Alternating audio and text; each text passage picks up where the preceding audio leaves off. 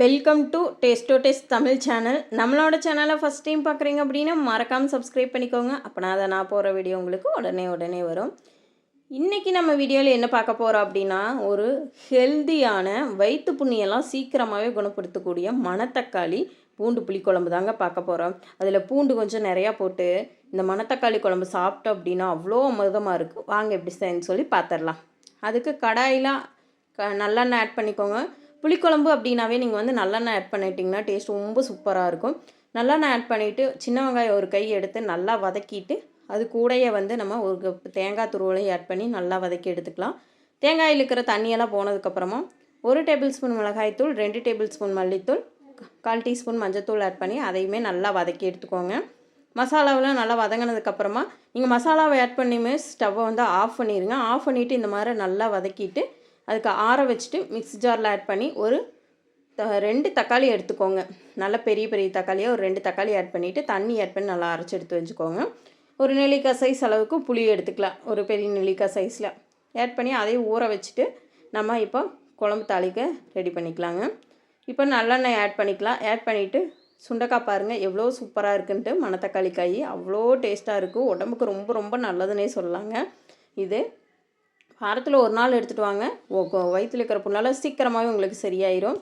Add பண்ணிவிட்டு இதை நல்லா வதக்கி விட்டுட்டு இது வந்து வெடிக்கும். அதனால் வந்து மூடி போட்டு ஒரு 2 நிமிஷம் மட்டும் நல்லா வேக வச்சிங்க அப்படின்னா இந்த மாதிரி சூப்பராக நல்லா எண்ணெயிலே பொரிஞ்சு வந்துடும். இந்த மாதிரி நீங்கள் செய்யும்போது உங்களுக்கு வந்து கசப்பு தன்மை அப்படிங்கிறது கொஞ்சம் கம்மியாயிடும். அதனால தாங்க இந்த மாதிரி நல்லா வந்து எண்ணெயிலேருந்து நல்லா ட்ரை பண்ணி வெளியே எடுத்துகிட்டு அதே கடாயில் நம்ம வந்து இப்போ வந்து நல்லெண்ணெய் ஆட் பண்ணிவிட்டு கடுகு, வெந்தயம், அதுக்கப்புறம் ஒரு கை அளவுக்கு சின்ன வெங்காயம் எடுத்துக்கோங்க.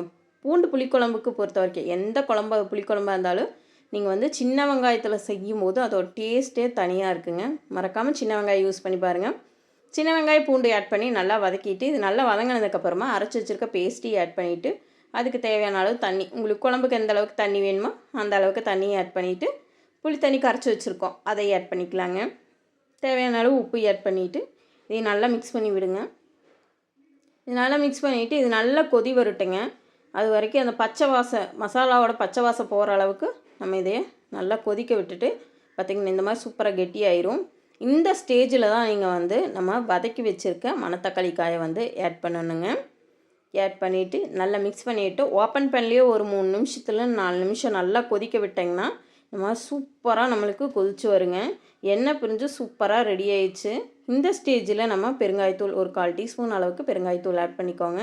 ஆட் பண்ணிவிட்டு நல்லா மிக்ஸ் பண்ணி விட்டுக்கோங்க. இப்போ வந்து ஒரு துண்டு வந்து வெல்லம் ஆட் பண்ணாலே ஆட் பண்ணிக்கோங்க.